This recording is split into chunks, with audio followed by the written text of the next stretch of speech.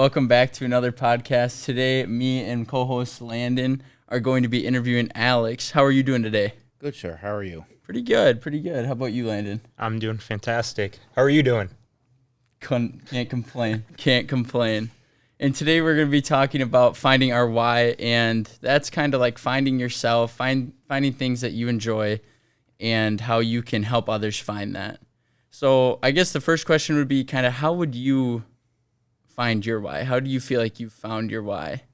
I found my why mostly living with a disability and playing wheelchair basketball. It was more or less an escape for me. It was able to feel more like a normal kid would, right? When they play soccer growing up or like basketball, right? So for me, playing wheelchair basketball, getting that thrill of getting on the court and feeling like an actual athlete is what really pushed me to want to get better at wheelchair basketball. Yeah, absolutely. Absolutely. And for the listeners out there, could you kind of give a background of kind of like where you're from, why you chose to come to SMSU? So I'm from Newfoundland, Canada, which is a small island at the most northeastern part of Canada. And it's about 2 flights to get from where I live to here. My main reason for coming here is because I was introduced to the coach of at SMSU from Wheelchair Basketball, head coach. And from there, I met him at a tournament in Vancouver, BC at the time. It was a national tournament, so all the best players were there from Team Canada level, under 23 level, and so on. And I just so happened to get invited to play with Team Manitoba, and they needed a coach. So a player that was already on the team here, Josh Brown, he was already going, and he asked the coach here. It was like, hey, we need a coach for our team for that national tournament. And he was like, sure, I'll go. So anyway, I go to the tournament with my parents, and we play. We end up coming 3rd place, and we win bronze. And after we finished, the coach, Derek, also head coach here, was like, hey, come play wheelchair basketball for SMSU. He's like, you could do a degree of some sorts, which I never thought I'd be going to university. So I was like, you know what? Sure, I'll take you up on that offer. So within 2 months, I had all my papers ready and on the plane to go to SMSU. Awesome. With wheelchair basketball and stuff, so when does that generally start? We start usually the week after school, so our coach gives us time to get ready. So we enter preseason. This is actually the last week of preseason, so we actually start our official season next week, and then our first official games is not till November 22nd. Okay, perfect. Yeah, I've always been really interested in that, and I've been trying to get to a game, but I just haven't been able to. But I know this year we're definitely really looking forward to it. Yeah, as far as I know, our first home games are not going to be till February, which I can't wait because most people I know is like, oh, I've never seen one before, and I'm like, I just can't wait for them to go see it and be like, wow, I can't believe how incredible it actually is. Yeah, that's something that I just think too. It's awesome. It really is. Yeah, it's like what most people don't realize is like stand up, you got your legs, so it's like you can run down the court and then shoot your arms. But for us, our arms are our legs, so it's just so continuously it's constant. Pushing down the court, and then you're tired, and then you still got to shoot, and you just to get that stamina to keep going. It's so difficult, but you just got to push through it, and you just got to want to win more than the other team. So absolutely. Landon, do you have any questions? That's all that's about, just winning. Can you tell us a little bit more about your disability? So I have something called HSP, which is hereditary spastic paraparesis, and it affects my lower extremities. So as of right now, it's fine, but eventually the muscles in my legs will deteriorate to a point where I will be in a wheelchair permanently.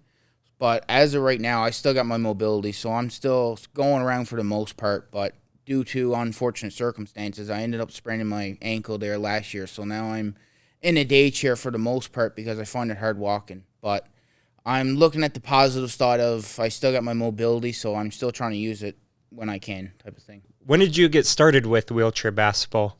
So I started when I was 8. So I've been playing for the last 14 years now.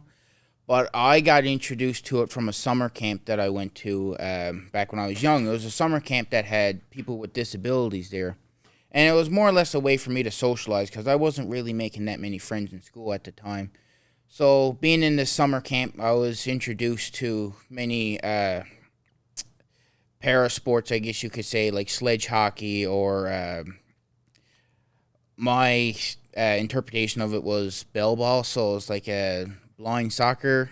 Yeah, Yep. you know what I'm talking about. Almost similar to here in the United States, we have power chair soccer. I mean, pretty darn similar. And I was also introduced to wheelchair basketball, and I was like, at first scared. I didn't want to try it like any kid, right? They didn't want to get hurt or anything like that. But I got in a chair, I found the courage, and I just started pushing. And, every 8-year-old kid was like, oh, I'm going to be good overnight. I'm going to be the next Michael Jordan, right? But I found out quite quickly that it wasn't going to be that easy. So anyway, I kept pushing through it a few times. I was like, man, I'm done with this. I don't want to do it no more. It's too difficult. But I had my mom in the corner, just, you got this, push through it type of thing. And both of my parents support me the whole time through my 14 years of my career. Just amazing support system I got with them. And they kept me going each and every day. And every week I'd want to go to practice more and more and more. And then when I start making achievements like getting my first basket, actually playing games and winning against other people, I just looked for it more and more every week until I ended up wanting to get better. So I was like, is there any adult leagues around? So when I was like 12, I joined the local men's league that played wheelchair basketball. Now, at first, I was petrified. I was like, I'm playing against tougher guys, and they're like, almost got clobbered a few times, but it was fun. And after that, I just learned to roll with the punches, I guess you could say. I get an injury, just deal with it, move on, just progress and get better and better. And that's what I done up until I made the Team NL team for the 2019 Canada Games. And we ended up winning the first game in history of Newfoundland for wheelchair basketball. So that was a huge milestone for my career, but I was also getting a lot of minutes because the coach I had at the time was seeing a lot in me for potential. So he put me out a lot, and I got great experience, great friendships because of it, and because of those friendships made me want to continue my path of wheelchair basketball and where I'm to now, pretty much. My ultimate goal would be to get on the go to the Paralympics, be on Team Canada. That's the biggest milestone in my family, and I know how proud my parents are now. And if I had to make that, I'd make their world, right? As an only child, they look forward to everything I do in life and every milestone I go towards, and just looking at that goal and having that goal and telling them what my dreams is for the future and what I want to do, and them helping me achieve that is just phenomenal. So yeah, that's awesome. So thinking about kind of like challenges and stuff, what would you say would be kind of like the hardest challenge that you've faced with this? I would say it'd be learning. The learning would be the hardest part of how do I push and dribble at the same time, and then like learning to get better with passing and shooting and stuff like that. But it's that wanting to get better is what pushed me to wait, I should practice on this more, and I should do this more. And then it was like after I got used to it so much, it's like, oh, it became easier. It's like, it was hard at first. Like they said, I wanted to quit a few times, but I got through it, and I was like, I can do this. Yeah, I feel like I'm not the only person in the world that can't do this, right? Yeah. So. Yeah. So kind of like in the opposite side of that, what's kind of the most memorable experience you've had with it?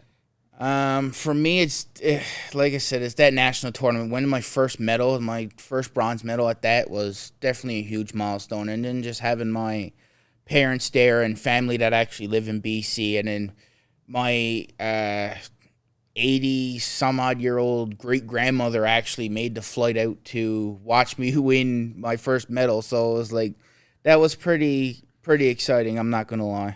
What kind of drives you now that you're back in, or that you're in the States now and you're at the collegiate level? What kind of drives you? I mean, you still have your parents, but you can only do so much while they're many miles away. I look forward to my friends I talk to every day, but the biggest thing is I just look forward to getting better every day with wheelchair basketball.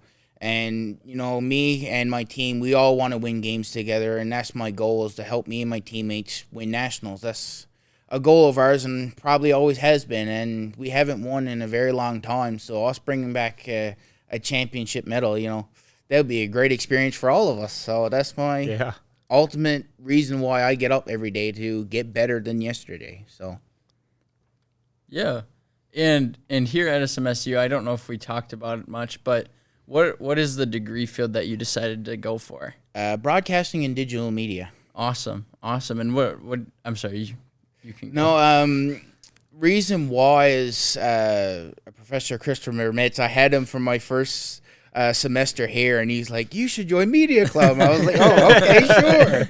And anyway, I started doing football games. I'm like, I really like this, because I want to better my social media. I want to get myself out there more, and I'm trying to promote myself more to show that, I'm getting better as a player, to show, Team Canada, hey, I want to invite to a national camp tryout sometime, or stuff like that, right? Just trying to get myself out there and get myself known in the wheelchair basketball community, and that's mostly the reason why I'm doing broadcasting right now. But ultimately, I'd like to do, be a cameraman for the NBA or commentary, something like that. Something, out of the ordinary that someone like me would do, right? From a small island in Newfoundland. So thinking outside, I know we just talked about NBA, so let's kind of go there. If you do videography or being a commentator for the NBA, kind of what team would you wanna be on? Now, see, I'm from Canada, so most people think the Toronto Raptors. But I feel like I'd want to stay in the States and do, either Golden State, Lakers, something like that, more out there type of teams, right? Because, let's be honest, the Toronto Raptors are not the greatest team, so... But, hey, we won a championship not too long ago, so it'll be a few more years before we get another one. But, yeah, ideally it'd be some type of team in the States type of thing. Awesome. Not the Timberwolves? I wouldn't mind it. I'm not opposed to it. It's a great experience, so... No, yeah, any team, really. It'd just be awesome just to be able to be there and kind of doing that kind of stuff. Kicking it back over to wheelchair basketball for you. I know you mentioned that the wheelchair basketball team hasn't won a championship in a long time. How are you guys working towards a whole group effort to achieve that national championship to bring it back home? As of right now, we're getting better as a team. It was the first week, 2 weeks was sloppy. We're getting better, though, because it's hard having newcomers in, because then it's we got the old timers, I like to say, from last year, right? That keeps continuing. So we're all used to each other. But then it's when you add new people into the mix, it's harder to communicate on a high level. It's harder to work together, because it's we don't know each other's play styles, right?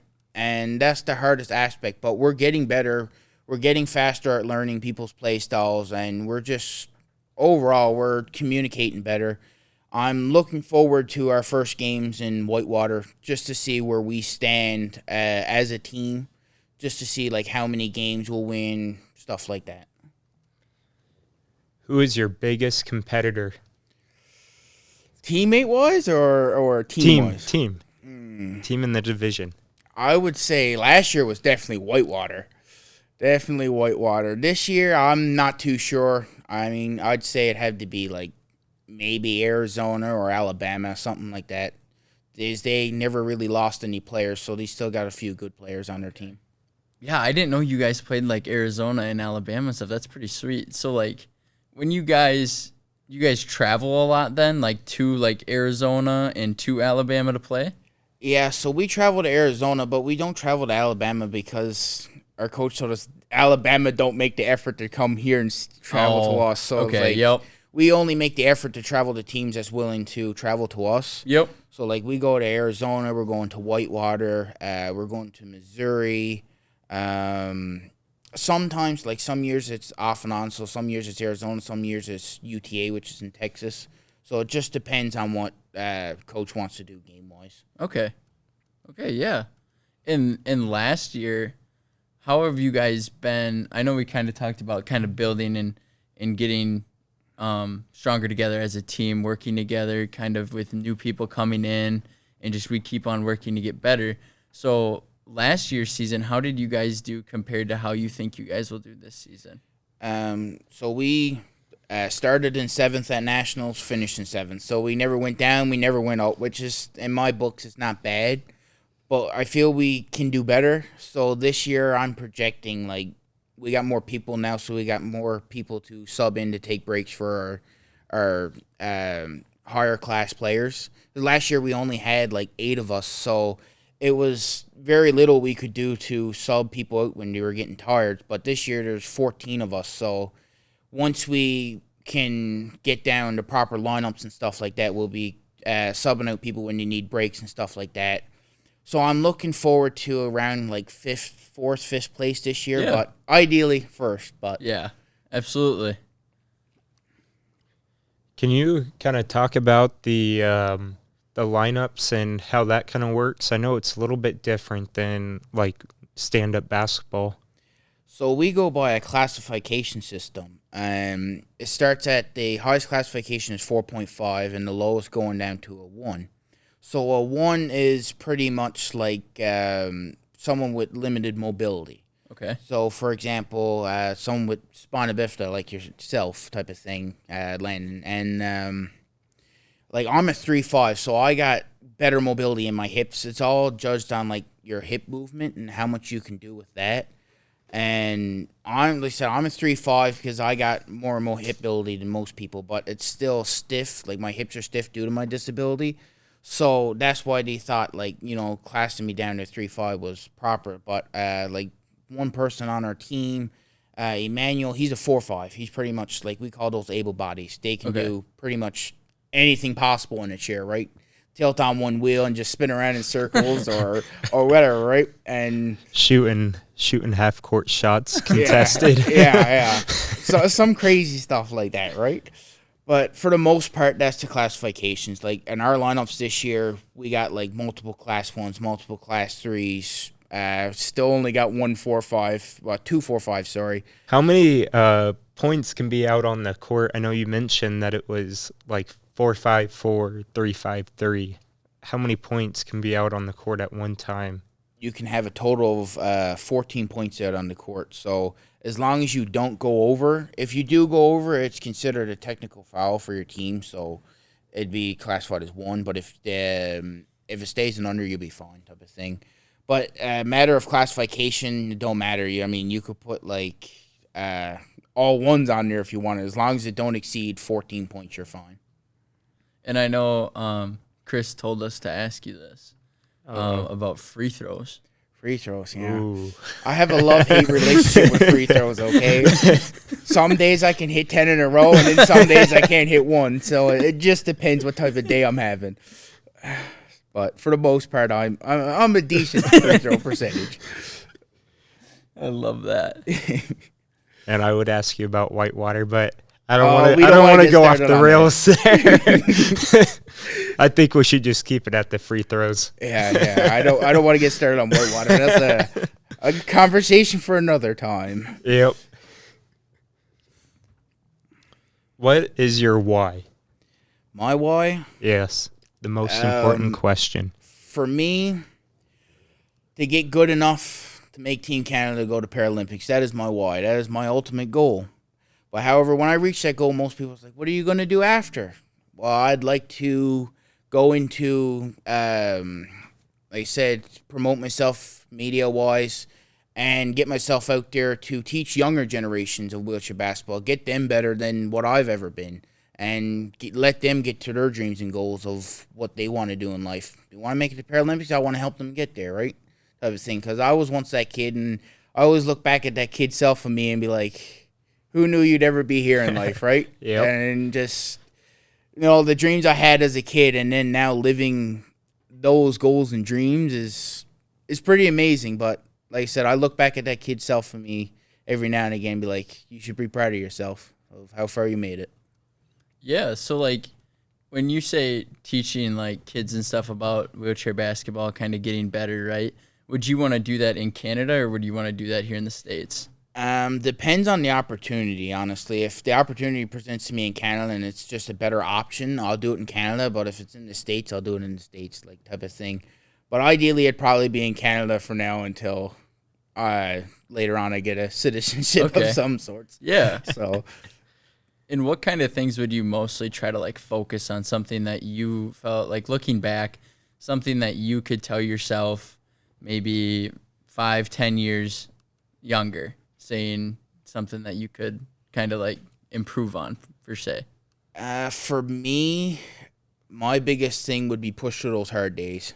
Because those hard days, I tell you, sometimes you just want to stay in bed and not do anything. Oh, yeah. And I've had a few of them, but what gets me going is just I got places to be in this world, and I want to get there. So that's my goal, to get up every morning, right?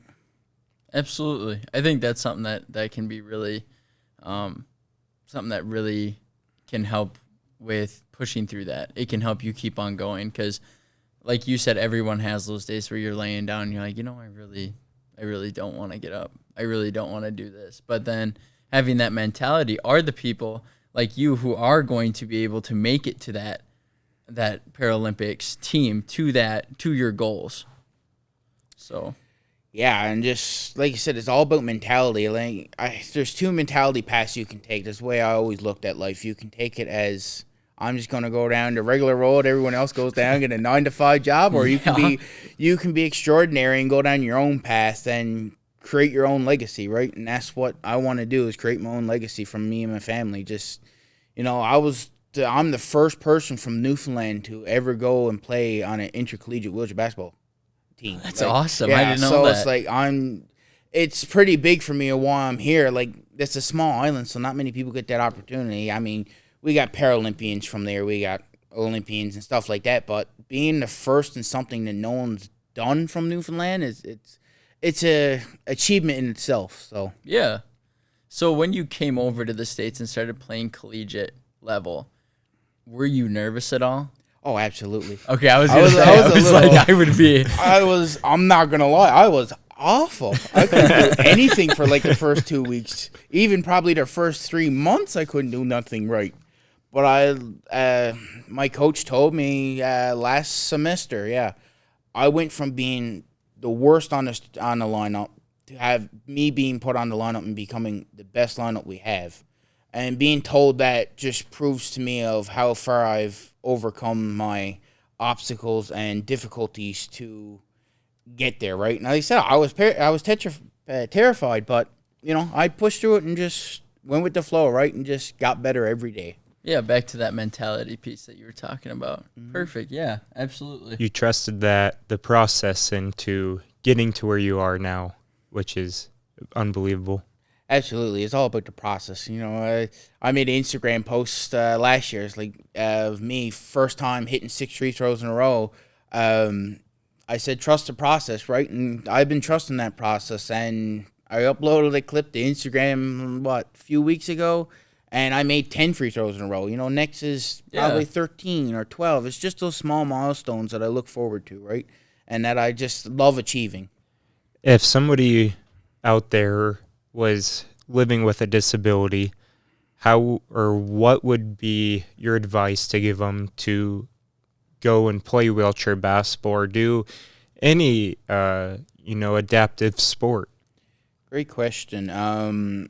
Personally, I would tell them, it's a great way to socialize. If you're having trouble making friends in school or, for instance, like for myself, I was getting bullied because of having a disability. So it was more of that comfort place for me to go to and socialize with my friends and my team and just play ball and get that stress out, right? And that's what I tell people with parasports. Find a sport you love and just do it. No matter what anyone thinks, just play it. It should be your happy place, right? Every time I get on the court, I'm always happy to be there. No matter if it's 10 minutes, 20 minutes, 2 hours, 3 hours, it don't matter. As long as I'm on the court, that's all that matters to me. And I don't feel nothing outside of that.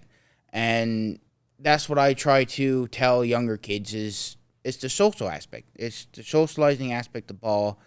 and other para sports. Like, I used to play sledge hockey for 6 years, and people ask me, it's like, oh, how come you don't transition to sledge hockey more than wheelchair basketball? It's because it's all about that passion you find in life, and my passion was wheelchair basketball. I never stuck with sledge hockey because of that reason. And for me, it was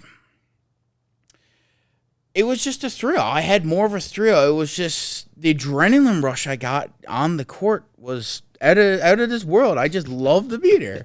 So my biggest message to other kids would be, the socializing aspect. I made a lot of friends because of it, and because of that, I would have never been here. So Of course. No, that's awesome. You have such an inspiring story, and we're getting close to the end. So would you like to kind of shout out any, like, your social media, like any of that kind of stuff, if people want to reach out and, like, ask you questions? definitely, you can follow me on Instagram at axel_wheels.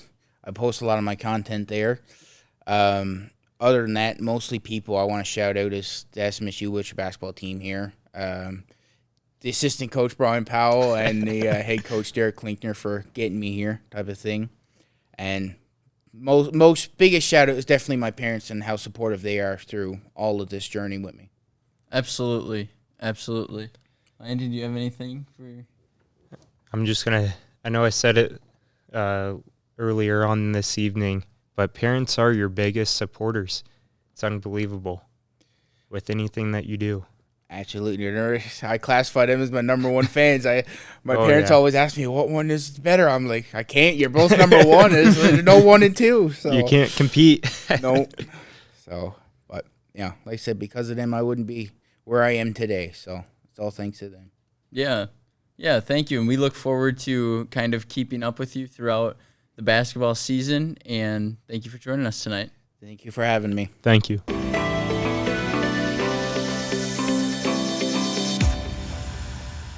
And if it's important to you to vote, which I believe it is, try to find a chunk of time where you can know, like, it's okay, I'm going to be here. I like to think of it like I'm going to the doctor. It takes however long it takes, and I'm there until it's done. So that's the mindset I go in with it if I vote on election day, because sometimes it can take a while.